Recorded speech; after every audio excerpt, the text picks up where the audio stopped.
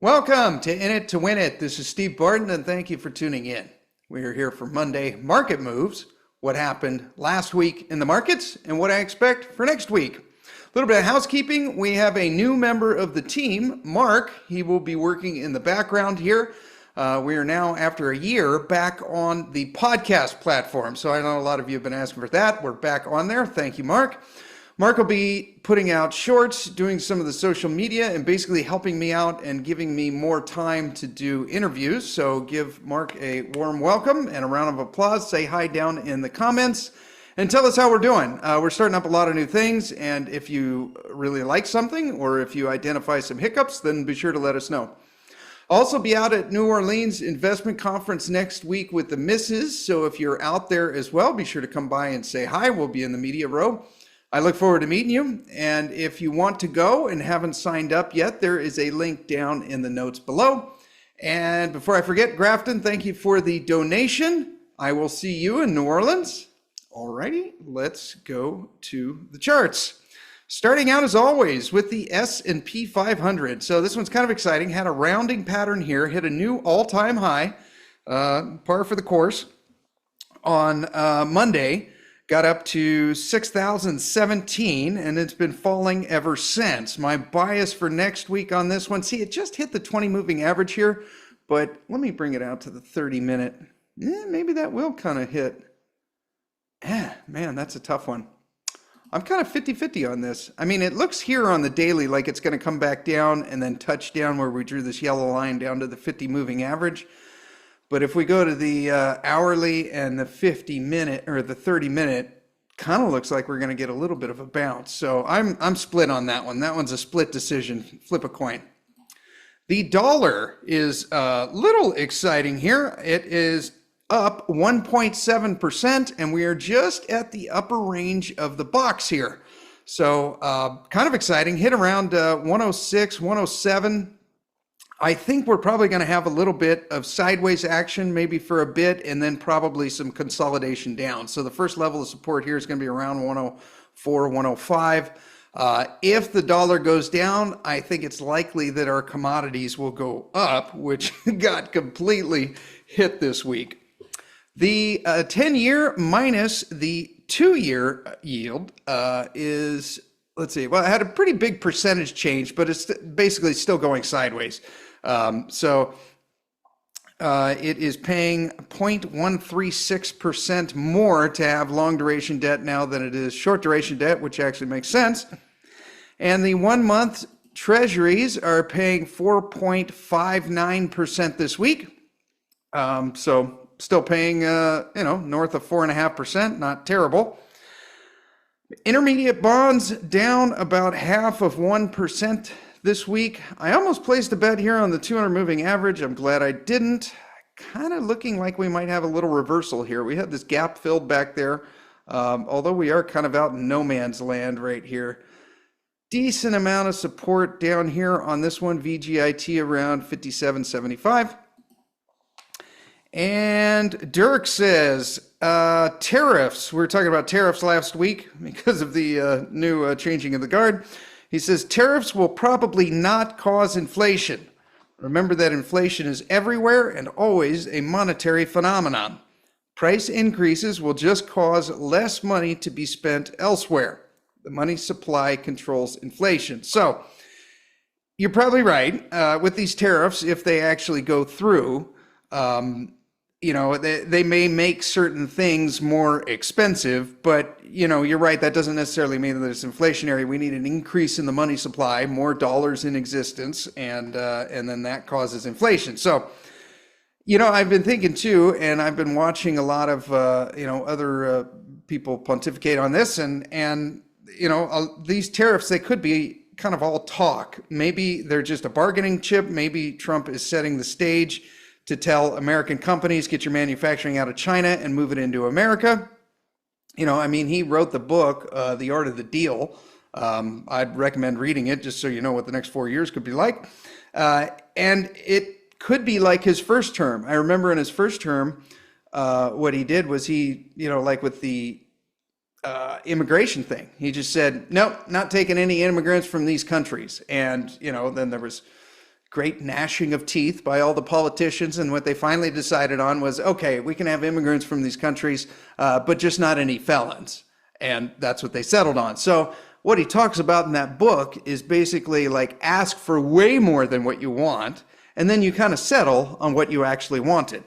So maybe that's what these tariffs are talking about, or maybe that's what he's going to end up doing with these tariffs. I don't know. But if this is interesting to you, Joe Mazumdar did an hour-long presentation in the Rule Classroom Plus on exactly that, on what Trump 2.0 should look like. We talked about interest rates, we talked about gold, the dollar, China, and import tariffs.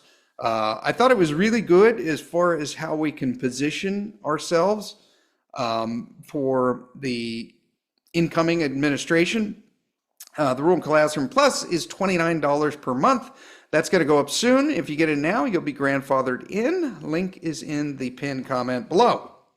But mark my words, I think we are headed into a recession. I think that the Fed will do just like they have done every time we've hit a recession since they invented QE. And I think they'll do more quantitative easing. I think they will print, and I think inflation will take off. So that's just my opinion. And Sheldon says, no politicians talk about debt anymore. It's the elephant in the room. They know it's impossible to balance budgets anymore. Great for gold long term. I agree, Sheldon. I am literally betting on it. So gold down 4.8% this week. Absolutely amazing. In 2 weeks, it's corrected 8%, which is quite a bit for gold in such a short time frame. Now it's hitting our first line of support here that we drew a while ago. Drew the line at 25, what did we draw it at? 25.50, got down to 25.41, reversal bar back up. So that's pretty exciting. And I placed some bets on it that I'll show you now. Now remember, when we were talking before, we're talking like, look, RSI across multiple time frames is way high. Now it's actually coming down. Look in the daily here, it's 31. In the weekly, it's no longer in the screaming in the 80s anymore. It's down to 54, not real low in the weekly. I mean, it could still go quite a bit lower, but we've actually come off those screaming tops, so pretty exciting. Gold divided by the S&P 500 had a change of direction of 2.8%. So it fell through this green trend line that we've had drawn for a while, like a knife through hot butter, and then bounced on Thursday and reversed back up. So that's kind of interesting. Ralph says, howdy, Steve. Should there be a broad decline in the stock market equities, how would CEF, PHYS, SLV, PSLV correlate? Although a pure silver gold trade, it is nonetheless an equity. I don't think they were around during the great financial crisis, so you can't easily take a look back. Maybe a question for Rick. You might also advise viewers that CEF is trading at a nice 4.5% discount to NAV. So this one's kind of interesting. I'm going to do a quick screen share on another one here, and that would be right here. There we go. Okay, so this is CEF. This is the discount, and you're right, it is trading at a discount.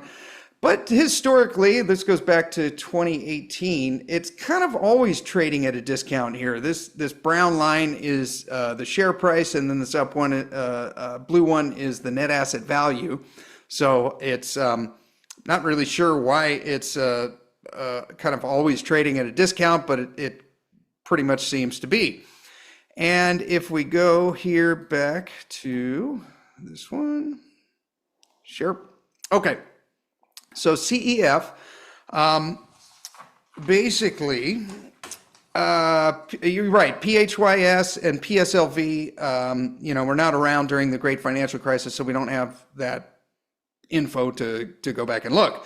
But CEF, I believe, was formed in the early 1980s, so we do have that. Data. So we can go right here. I already checked it. And in the great financial crisis, 2008, it lost 44%. Okay. But then after that, it had a massive run up of 200 and something percent, right? Now check this out. This is what I think we may be coming into. So sold off 44%, but so did physical gold and silver. Physical gold went down 30% and silver went down 60% during that time frame. So this 44% correction makes a lot of sense. So yes, I guess to answer your question, if we go into a recession and the margin clerk gets called and physical gold and silver has to get sold because they have a bid, because they're pure money, then yeah, we're going to get a washout and this will go down. But the buying opportunity that comes, and the reason that we hold 20 to 25% cash is for this, because if pure money is going down, how bad do you think like Exxon is going down, or Devon Energy, or some of these other penny dreadfuls? They are going to get whacked, and you're going to want some cash to take advantage of that. So if you take a look at this here, I took it from this point to the very bottom. And if you go from right here, this is July of 2008, and until you were even wasn't until November of 2009. So you had almost a year and a half if you just held through this V right here till you were even. So you would have lost 44%. But then if you just take where you bought from and then run it up to the top, and let's say you were psychic and you sold right here up at the top, took a year and a half and you made 78%. However, if you were Johnny on the spot and you got from the bottom and all the way up to the top, you made over 200%. So I think what we're going to have with these rate cutting cycles in this recession is we're probably going to have a little run up like we've had, and then we're going to have a sell off in almost everything, and then we're going to have a massive run up. So that's why I like having some of the cash. And I think it'll prove prudent over time. Time will tell. We shall see. CEF down 4.1% for the week. PHYS, so this is physical gold in the stock market. So if you're new to the gold sectors and you don't have any gold yet and you want to know where to start, this is it. You start with the physical stuff first. This one lost 5.2% for the week, touching right down here on the 100 moving average. GDX down 9% for the week. So last week it hit our first buy line right here. If you had nothing, that was your entry point. And check this one out this week. OSAK came down just like all the other gold equities on Thursday, reversal bar to the upside, and picked up a little bit here. RSI at 29 on the daily, looking fantastic for an entry point. Not a huge back up the truck or anything, but I think this is definitely prudent over time to be just buying on a rising 200-day moving average like that and, take your next position. So we sold up here at 41, and then we bought down here at, 35.44, right? GDXJ down 8.9% for the week, kind of coming in still on this trend line here. I'd like to wait for this to get down to the 200 moving average, but if someone bought now, I certainly wouldn't fault them for it. And Franco Nevada is down 7% for the week. So finally the deal came in. We've been talking about 115 for like ever, and it finally hit. So RSI super sold off. If you want a piece of the best gold royalty company on the planet, it's a deal right now. Wheaton Precious Metals down 9.5% for the week. So possible double bottom right here. Although personally, I think I'd wait for a little bit more sell-off, kind of maybe catch it around this 200 moving average. That'll get the RSI down into the low 30s, maybe high to mid 25s.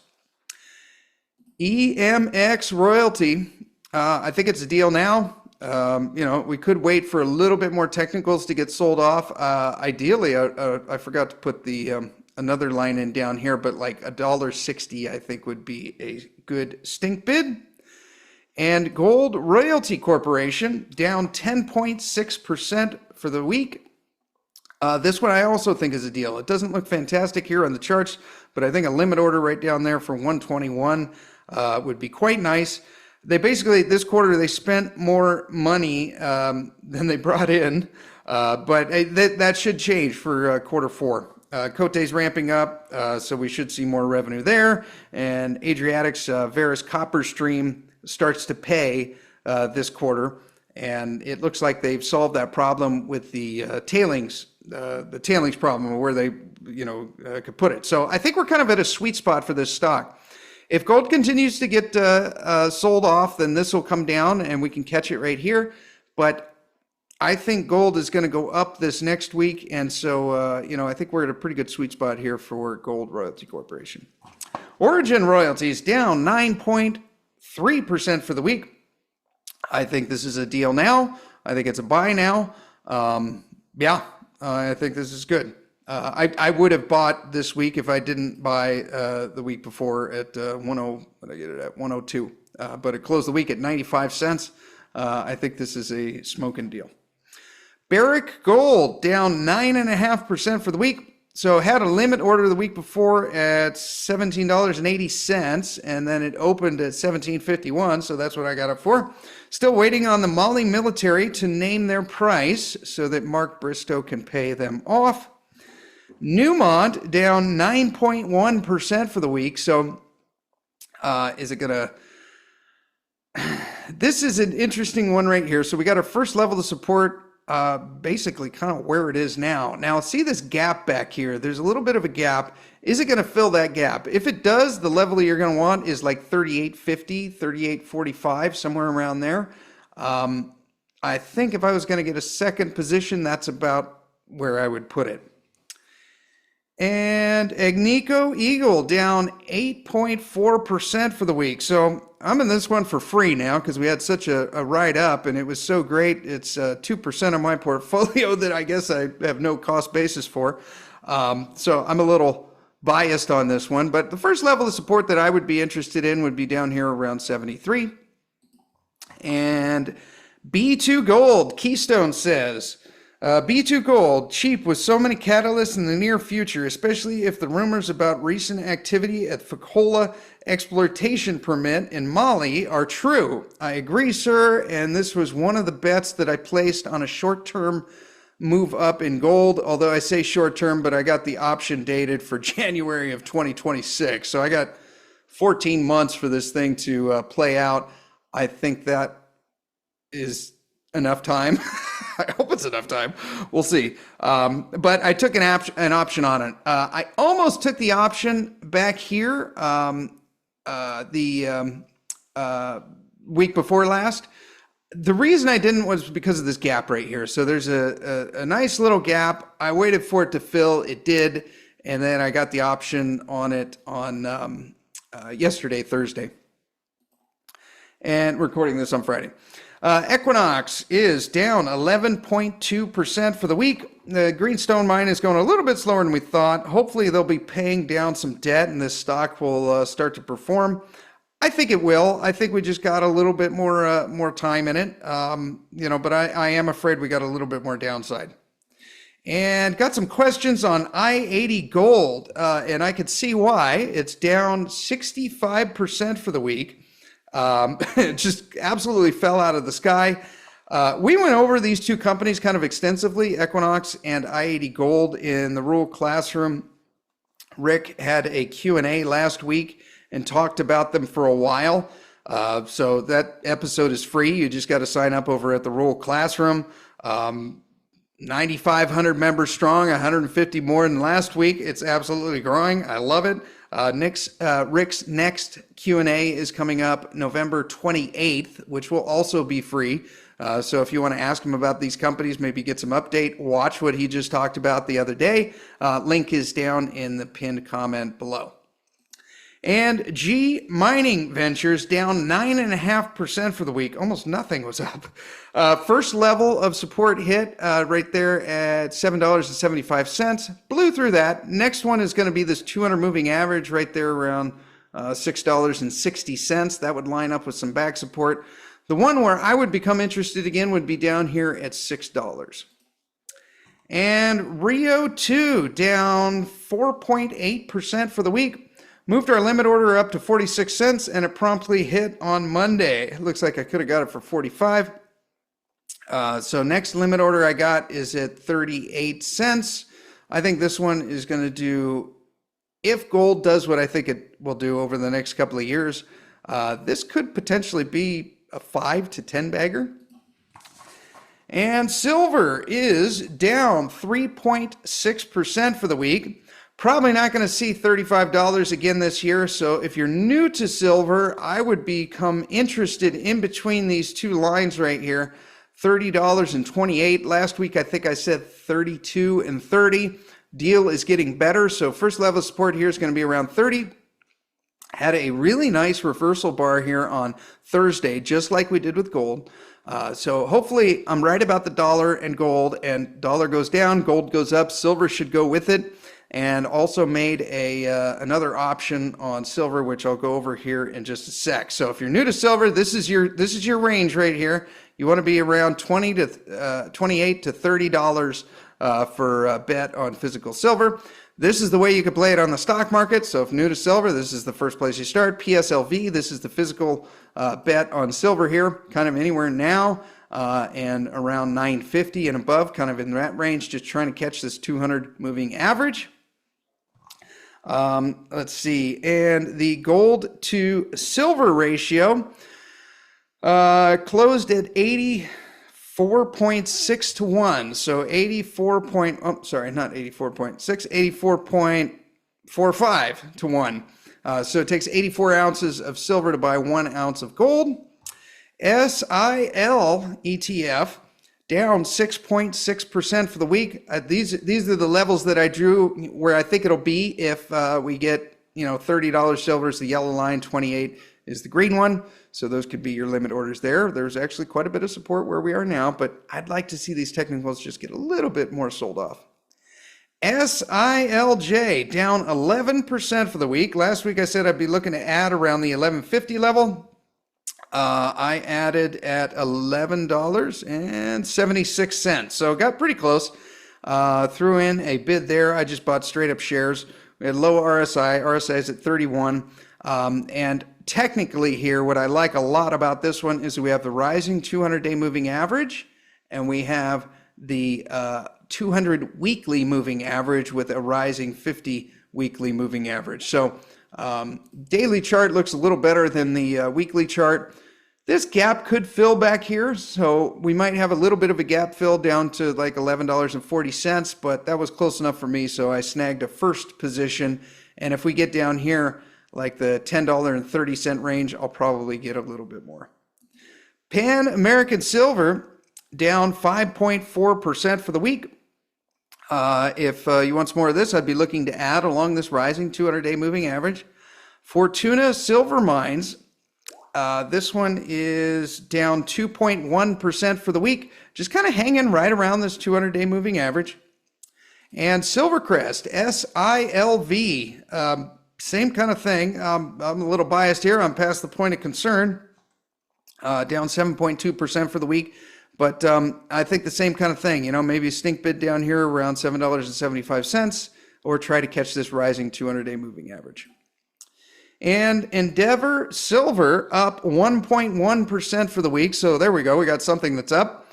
I saw this on, I think it was MSNBC, across the scrolling ticker on the bottom. It said Endeavor Silver. Now this was on Thursday when it was up 8% at one point, and that's when it came up. I don't know if they have to pay to go on there to get their name to show or not, but yeah, that was kind of cool to see, a silver company like that on there. And Hecla Mining, okay, so this one is down 4% for the week. So I took an option on this one. So I guess I'm really betting on gold and silver having a little retrace here. This one, same kind of thing. Look right on the 200 moving average right there. Low RSI. Took a shorter dated option on this one. So this one expires in a couple of months. Basically, I'm in the money now at 550. But I would love to see just a quick spike of this up to $6.50 in the next couple of weeks, and then I would be out. And copper, paging Dr. Copper, down 5.7% for the week. We're hitting on that pretty long term, it's over a year. This trend line right here, it's got 4 hit points.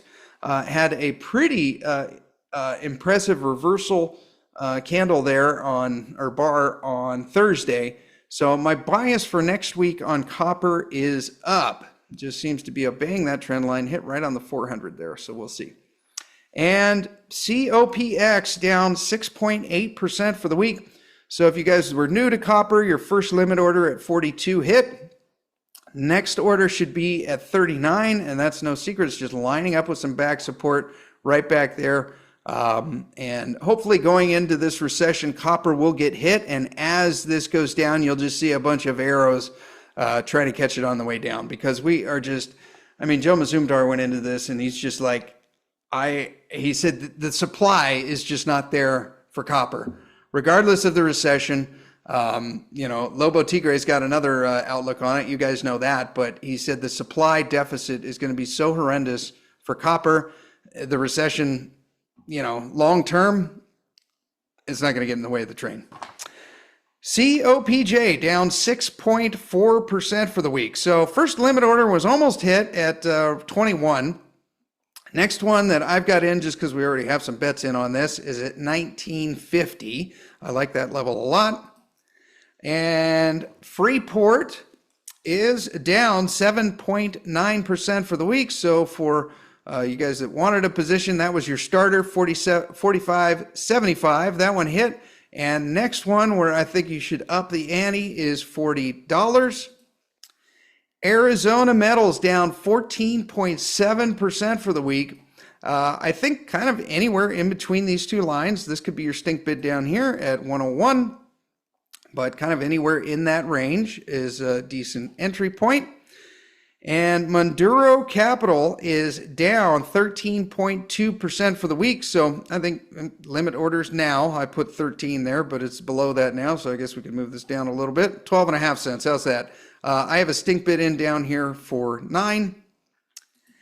And uranium is up 7.9% for the week. Is that right? Let me double check that. Yeah, well, rounding up, it's up 8% for the week, the spot market. So awesome return there on uranium, just popped up this week. Bias for next week is to the upside. Uranium divided by gold. We're talking about this green line here, swap some gold for U308. And we're already getting to the RSI to the top here at close to 70. So that may be reversing a little bit, but looking fantastic for uranium. And the Sprott Physical Uranium Trust, I missed this, and I was actually looking at this on Monday, and the number for me, so the Sprott Physical Uranium Trust, got all the way up to, what is that, 1950, 1960 per share. I was looking at this when it was down at 1680, and I didn't pull the trigger. I was literally staring at the screen, lines up with all this back support, and the number for me was 1640, just lining up back with this one. And this is one of those where I just got too cheap and I didn't pull the trigger. And man, that's a, what is that, 11% move right there? Could have had a really good one. Everything looked right on the technicals. I just got a little too cheap. Hopefully you guys got it. Yeah, that was the move right there. Cameco, where are we here? Cameco, up 2% for the week.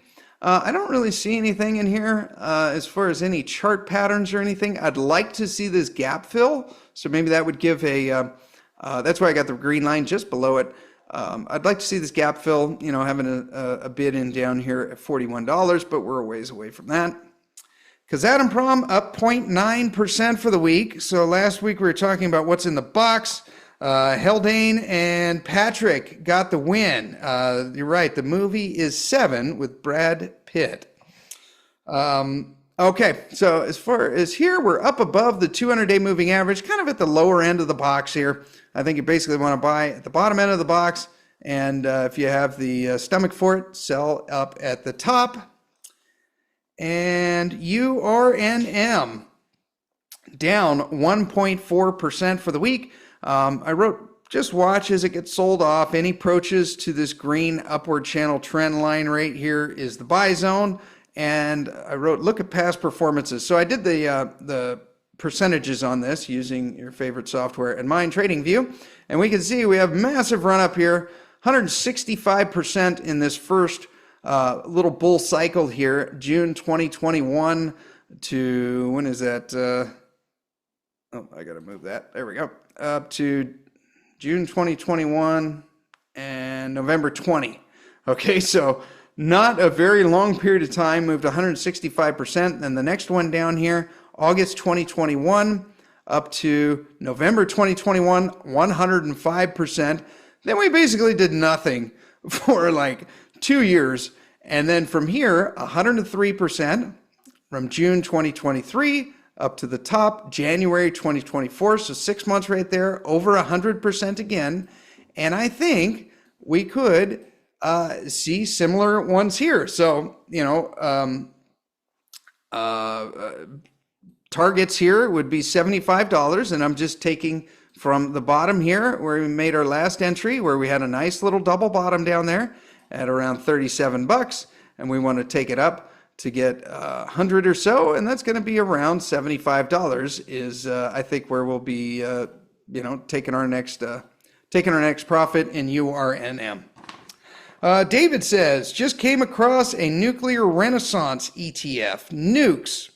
Looks like a good ETF to take advantage of the resurgence of nuclear versus a pure uranium play. Maybe worth a look. Yeah, we looked into this one when it IPO'd at the beginning of the year. I'm going to share my screen here, and we will go to this one. Okay, so this is put together by the same guys that put together the coal ETF. The one that Matt Warder had to put in. These are their holdings right here. So about 10% of it is Cameco. And you'll see like Constellation in there, 7.5%. They've even got NewScale, Centrus. But there's quite a bit of, other plays. I mean, they got Dominion Energy. They got a lot of these electricity companies, right? Utilities. So it's just kind of a different play on it. If we were psychic, I guess this would have been the one to be in, because it's had some massive runs as opposed to some of the other ones. But a lot of it's because the utilities have been doing really well. I think utilities might be a little bit overbought. So I think we will probably see a correction in here. But maybe I'm wrong. I don't know. I think the market cap on this one was like 84, 85 million. I guess I could just look it up. 83 million. So anyhow, let me make sure I'm on the right screen. Yeah, there we go. All right. So yeah, you could bet on this one. I prefer the URNM and URNJ. I feel like it's a little more pure play. But this would be another way to bet on it as well. URNJ down 5% for the week. So I ran the last bull run on this one. This one is 125% instead of URNM's. I think it was 103 or 105, 103. And so if we do another run like that, I could see this, and I just took it from the bottom right down here up to the top, got it at about $17.50, and we're going to want to take profits around $37 if it does the same 125% move. Which passed as prologue, it probably will. And URNM divided by U308, equities underperformed the metal itself by 8.7%. So the metal outperformed, the yellow cake outperformed the uranium miners. And URNJ divided by Kazatomprom, Cameco, and the Sprott Physical Uranium Trust, just down in the dumps here, which is one of the reasons why I recently got some more URNJ, just absolutely in the toilet. So basically the junior miners underperformed by 7.4%. Uranium Royalty Corporation. So the first one hit right down here at $2.50. So that's kind of exciting, right around the 200-day moving average. We got a golden cross here on the daily. So that could be your first entry point. Stink bid down here at 190. It was down 5.9% for the week. Some people watch the Qs. We watched the Us, and they were up 5.2% for the week. I wouldn't be buying anything up here. I moved the resistance line up to about $7.10. First support that I see that is of any significance would be this one right around, about to get a golden cross here in the daily around $5.80. And then first level of support after that would be 550. And then I really like the one down here at 430, but I don't think we'll get there. And Uranium Energy Corporation down 6.4% for the week. These guys will be out at the New Orleans Investment Conference, so looking forward to that.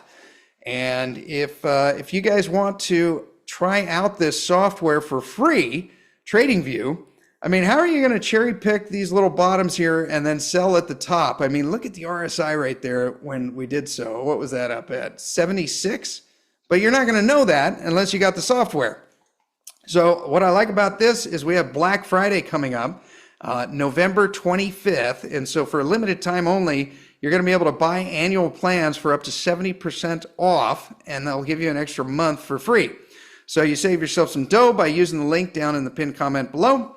You also support my family and my work, so thank you for using that link. Go ahead and try it out first. You got another, week before the sale goes. Try it out first for free, and no obligation to buy. If you didn't like it, well, it was free. And crude oil. WTI was down 4.9% for the week. Nice trend line support rate here. So right around $67. There is a boatload of support right there. Also some more support around 64, 65. And Brent down 1.2% for the week. Still same kind of thing. Support right around where it is now, around 71, 70. And gold divided by crude oil by WTI takes 38.3 barrels of oil to get you 1 ounce of gold. That went up by 0.1%, that ratio. XLE, our favorite oil ETF, doing really good, tapping on some resistance up here around $95. First level of real support that I see is down around 86, 87. You will have the 200 moving average here, but we got a giant gap that I think needs to be filled. So I wouldn't be looking to add any here. I mean, we got RSI at 66. We want to see these technicals kind of iron out just a little bit. And Exxon Mobil is down 1.5% for the week. So first limit orders for 114. It got within a buck of that and then didn't quite catch it a couple weeks ago. But we do have the 200 moving average sitting right at we'll call it 115. And the dividend went from 95 cents to 99. So thank you, ExxonMobil. And Chevron up 2.9% for the week. I don't see any buys now. You know, the buys were back when you guys were talking about it when it was like 135, 140. But first level of support that I see is going to be around 148. And then after that, 135 down there. And Occidental down 1.1% for the week. So fell below the rising 200 weekly moving average. So if we go to the weekly rate here, definitely for several weeks has closed below that. So that is interesting to note. But I mean, there is quite a bit of support around $50 right where it is now. I mean, that's essentially like a quadruple bottom right there. Next level of support after that I see is going to be around 46.50. And Blackstone Minerals was hoping we were going to get a setup here for an option. I guess there was one, we just didn't take it. I mean, for like a week-long one or something. But hit the 200 moving average and then bounced down. First level support here is going to be, we had our dividend pay. First level support that I see is $14.75, and then always the stink bid for $14. And Freehold Royalties up 1.2% for the week. Pays 9 cents a month dividend. And, if you get it at $13.50, that's an 8% dividend. If you get it at $13, that's an 8.3% dividend. Natural gas. So bias for oil next week is up. I mean, this just looks like a little too compelling, kind of a quadruple, at least a triple bottom right there. I think oil is going to go up. So natural gas is up 6.2% for the week. Bias for next week, at least for the first few days, is up. And Devon Energy. Okay, so this one's kind of interesting. Down 1% for the week. Previously, our limit order for $38 only partially filled. The remainder of it filled after that. So that was cool. But we also had, so the second half of that order filled, which was really nice. Now, what we got here is kind of like you guys have seen me draw these before, where you basically take like one trend line going this way and another one coming this way. This is going to bounce in between here until it finally resolves one way or the other. I think it'll resolve to the upside. We'll know which way it's going to go by December 20th. We shall see. Woodside Energy down 1.9% for the week. Pretty textbook double bottom. Got the stink bid in here for $15.50. And Birchcliff down 2.1% for the week. So our last limit order of $3.55 has finally hit. I traced this back and got into the weeds, and I think the next level of support here is going to be $3.25. And Pado up 1.2% for the week. There's another one that's up. Still got the limit order in for $10.65, and then the stink bid in for $9.75.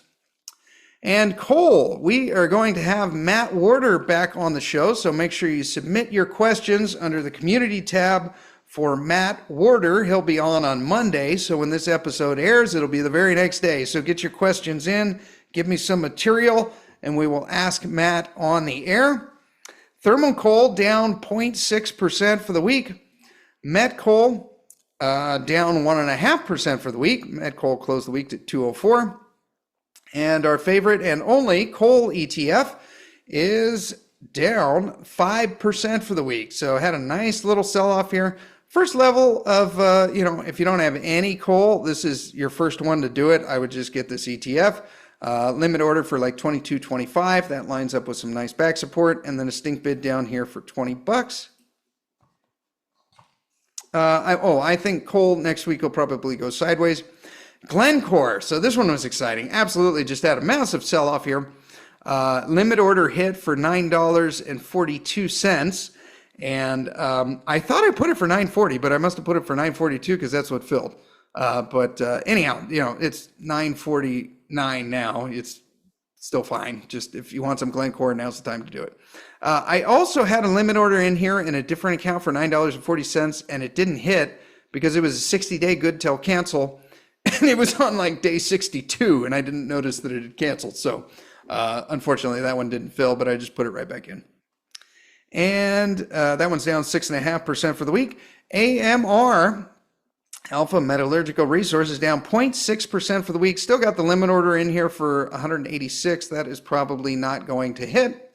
Resistance is going to be 251. Support, first level of support is going to be like right here around the 50 moving average, which is 218. And if you ever wonder, you just go up here and look there, and it'll tell you what each of the moving averages are at. It's right now at 218, so that's your first level of support. Next one's going to be down here around 200, and then stink bid down at 186. And Peabody BTU down 6.8% for the week. So our little secret money hack here doesn't seem to be playing out anymore that we had going for a while. But first level of support is going to be around the 200 moving average, which is around $24, and stink bid at 21. And platinum is down 3.7% for the week. So our 960 level of support, that one went through. And next level of support is going to be around 900. So I think this is, we're kind of inching into nice little accumulation time for platinum and palladium. I think both of them will probably be up next week. Easiest way to play this one, platinum on the stock market, is PPLT. I think an $85 starter position, which is essentially almost where it's at now. It's at 86, and then an $80 stink bid. And palladium had a nice little reversal like gold and silver on Thursday. RSI got pretty sold off, got down there around low 30s, and then bounced. So, got almost to $900. How low did that get? That got down to 912, and you can just look up here and that tells you the low, the high of the day, whichever one you're hovering over. So it got down to 912.50, so almost to the 900. But easiest way to play that, PALL, probably a buy now and then stink bid down at $80. Or the easiest way to play that, even easier than that, is to just buy both of them on the SPPP. And that one is down 4.1% for the week. But look, it's hitting like that first little limit order. I was looking at this and I thought about adding more. I got quite a bit at where we are now and a little bit lower, and I just didn't pull the trigger. But if this got down to $9, I don't think I could help myself. And the platinum to gold ratio is closed the week at 0.36 to 1. Okay, so you can almost trade one gold coin for 3 platinum coins. A pretty unique moment in history. And platinum divided by gold is 31 to 1. So 1 platinum coin, 31 ounces of silver will get you 1 ounce of platinum. And now let me caveat this. This is a risk and this is speculation at its finest. But I traded last week some silver for platinum. Now this is risky. I literally traded pure money for an industrial metal. But these charts I just cannot ignore. I mean, like, look at this. There's times where I traded, 30. I think Andy gave me 33 or 34 to 1. I can't remember exactly the ratio. He's got to make his. But still, look at this. I mean, just a few years ago, it was 60 to 1. And then over here, 90 to 1, 120, 150. So my plan is to trade this platinum. Traded the silver for platinum, which I just did. And then once this platinum to gold ratio gets back out of clown world, and even 1 to 1, I'll take half of my, so use the Steve Penny if then statement, right?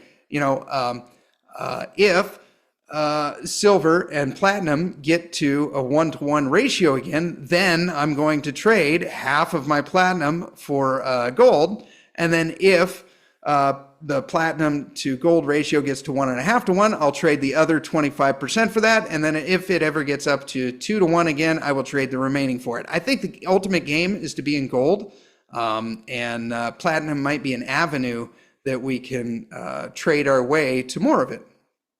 Alrighty. And so if you want to get your physical platinum, contact Andy Scheckman. Email them info@milesfranklin.com. Please tell them that In It to Win It sent you. You'll get your special price. And I love their service, top notch. They're insured, delivered in a discreet package that you got to sign for. So I love their customer service. And you can try them out yourself today. Okay, nickel is down 5.5% for the week. Bias for this one next week is going to be down. It's tough to tell on these commodities markets that looks like this. This looks like the iron ore one. But fell below this triple bottom here. So bias would be downside for next week. Now, this could set up a really nice entry point here on NIKL, the Sprott Nickel Miners ETF. Around $11.50, I think, might be an interesting entry point. That should put the RSI down in the 20s by the time it got there. And Centaurus Metals, this is an alpha play if you ever wanted one, down 8.1% for the week. So we got a tier 1 deposit here down in Brazil. We'll see if it plays out. I think stink bids around 21 cents will do you fine. And iron ore is down 2.1% for the week. Closed the week at 101. BHP down 6.1% for the week. So for guys that wanted a starter position, your first one was at $55 and your second one hit yesterday and today, Thursday and Friday at 52. Thought about running an option on this. I ended up running the options on B2 and on Hecla Mining instead, but I think if you might even be able to get this down at $51, if you're a real cheapskate like me. But probably going to go down a little bit next week, but I think that's probably about your floor. And Rio Tinto down 5.4% for the week. So if you ever wanted a position in Rio Tinto, now is the time. Basically buy around $60 and sell it around 70. And PIC, our favorite metals and mining producers ETF, is down 6.4% for the week. Let's see. So your first limit order hit here at $40, and then your stink bid is going to be back here at $36.25, and that's just lining up with some back support. And Nutrien is down 4.4% for the week. Still like a limit order at $45. That would create a nice little triple bottom there. And story of the week, Bitcoin is up 13.5% for the week. So looks like this bull flag played out. I thought weeks ago that we were going to have lower highs and lower lows. That did not play out. Once Trump won, I didn't see this coming, but he played to the crypto crowd. Basically said he's going to reduce regulations and all that, and they ate it up as soon as he won. So this is pretty exciting. Had a bull flag breakout here, and then also another pattern is, I'll draw it for you here, but you guys can probably already see it. Where the heck is my little drawing tool? Oh, there it is. Okay, so we got a cup and handle here, and like that, and then to the upside. So if we measure from the bottom to the top here, and then extend that up, I think it came out to 57,000, and then add that 57,000 up to the upside, we get a possible measured move up to about 135,000. Pretty exciting. I don't think it's going to go straight to 135,000. That's not what I'm saying at all. But we got a pretty nice cup and handle pattern here going back like 3 years.